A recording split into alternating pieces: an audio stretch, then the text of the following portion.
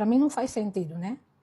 Para ele faz, segundo aquele ensino do Ocidente, mas para nós não faz sentido.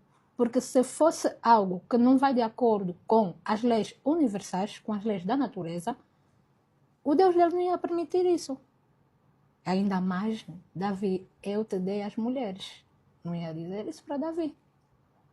Até porque na Bíblia dele está lá escrito que Davi, homem segundo o coração de Deus. Então, se é alguém que agrada assim tanto a Deus, iria lhe permitir cometer, né, uma coisa do gênero? Não iria lhe permitir. Nem sequer iria permitir a Abraão ter uma segunda mulher. Não iria permitir nenhum daqueles que eram seus servos terem mais de uma mulher. Vamos olhar aí para Jacó.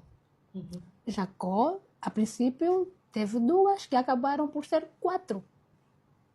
Então, se fosse algo abominável diante dos olhos, né, do Criador do sistema universal, não iria permitir que tais homens que agradavam o coração dele vivessem esse tipo de situação.